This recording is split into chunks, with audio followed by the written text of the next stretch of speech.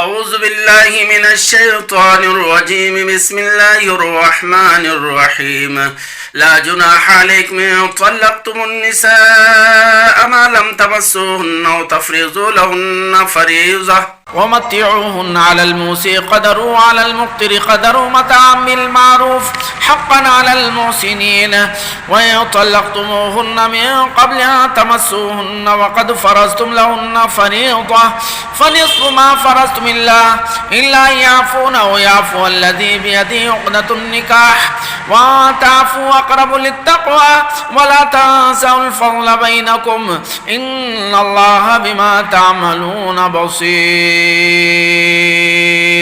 صدق اللہ مولانا العظیم. اللہ تعالیٰ ارشاد فرماتے ہیں کہ تم پر کوئی گناہ نہیں اگر تم نے بیویوں کو انہیں چھونے سے قبل ہی طلاق دے دیا اور نہ ہی ان کا مہر مقرر کیا. انہیں مہر نہ دو مگر انہیں سامان رخصتی ضرور دو، خوشحال اپنی وسعت کے مطابق اور تنگدست اپنی حیثیت کے مطابق.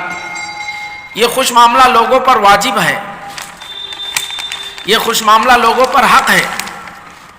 اور اگر تم نے انہیں چھونے سے قبل ہی طلاق دے دی لیکن مہر مقرر کر لیا تھا تو ایسی صورت میں مقررہ مہر میں سے نصف مہر ادا کرو، الا یہ کہ وہ یعنی مطلقہ نصف بھی معاف کر دے یا پھر جس کے ہاتھ میں نکاح کی گرہ ہے وہ معاف کر دے. اور تم معاف کرو یہ تقوی کے زیادہ قریب ہے. اور باہم حسن سلوک کو نہ بھولو اور تم جو کچھ کرتے ہو اللہ تعالیٰ اسے دیکھ رہا ہے. طلاق کی مہر اور صحبت کے اعتبار سے 4 صورتیں آئی ہیں. نمبر 1، کسی خاتون کو طلاق دیا کہ جس کا مہر بھی مقرر نہیں کیا اور نہ اس سے صحبت اور خلوت کی. نمبر 2، ایسی خاتون کو طلاق دیا کہ جس کا مہر مقرر کیا لیکن صحبت اور خلوت نہیں ہوئی. نمبر 3، صحبت اور خلوت ہوئی لیکن مہر مقرر نہیں کیا. نمبر 4، ایسی خاتون کو طلاق دیا کہ جس کا مہر بھی مقرر تھا اور اس سے خلوت بھی ہوئی.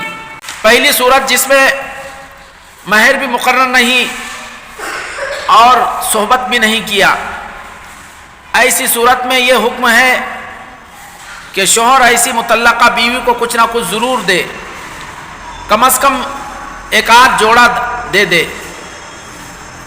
مذکورہ آیات میں پہلی آیت اسی سلسلے میں آئی ہے کہ لا جناح علیکم ان طلقتم النساء ما لم تمسوهن، کہ تم پر کوئی حرج نہیں ہے کہ تم ایسی عورتوں کو طلاق دے رہے ہو جنہیں نہ تم نے چھوا اور نہ ہی ان کا مہر مقرر کیا.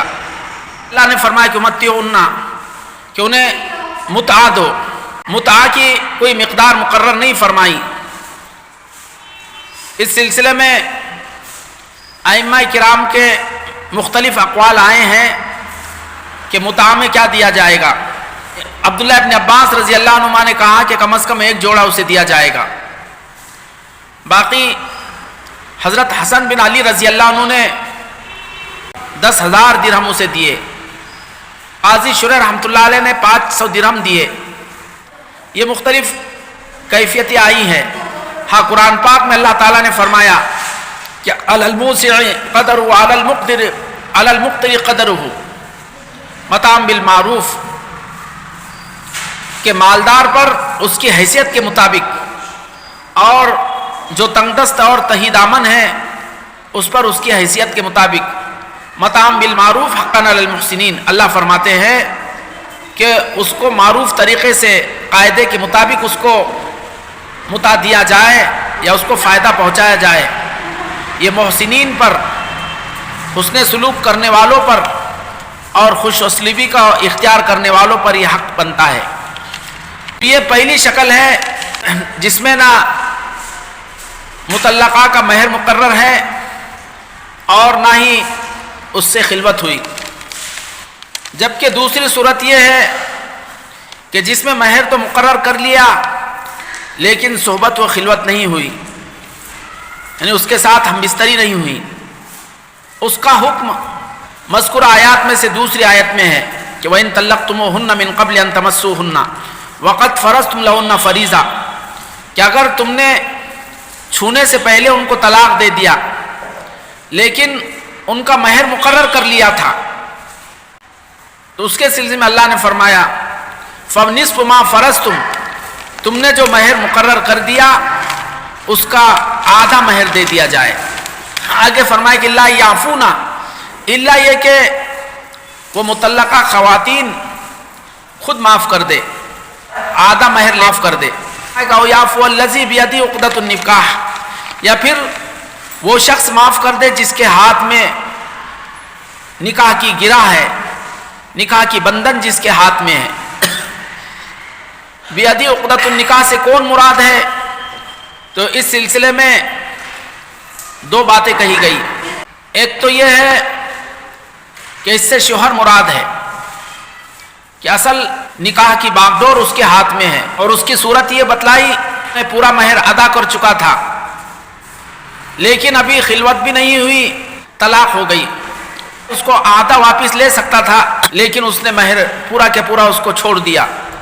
تو اللہ نے فرمایا کہ او یعفو الذی بیدہ عقدۃ النکاح، کہ جس کے ہاتھ میں نکاح کی بندھن ہے، جس کے ہاتھ میں نکاح کی گرہ ہے، وہ خود معاف کر دے۔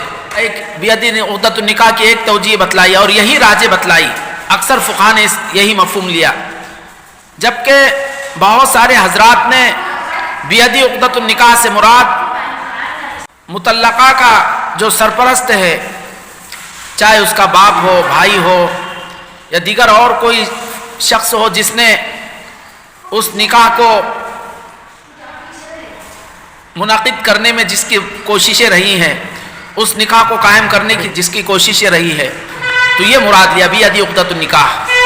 وَأَن تَعْفُوا أَقْرَبُ لِلتَّقْوَىٰ، کہ تم معاف کر دو یہ تقوی سے زیادہ قریب ہے۔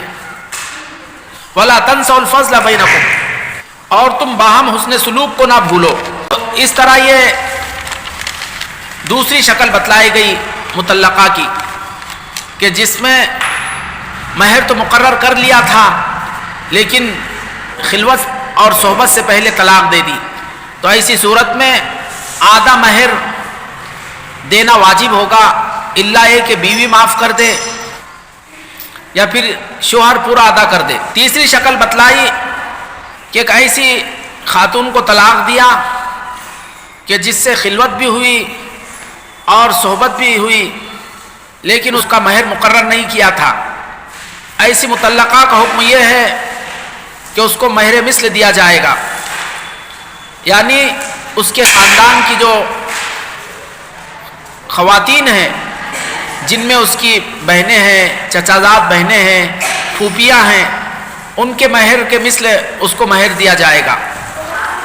اور مطلقہ کی چوتھی شکل یہ ہے کہ ایسی خواتین جن کا مہر بھی مقرر تھا اور جن سے صحبت بھی ہوئی، تو ایسی خواتین کے سلسلے میں قرآن پاک میں اللہ نے فرمایا وَلَا يَحِلُّ لَكُمْ أَن تَأْخُذُوا مِمَّا آتَيْتُمُوهُنَّ شَيْئًا، کہ ان کو پورا مہر دیا جائے گا اور اس میں سے کوئی حصہ واپس نہیں لیا جائے گا۔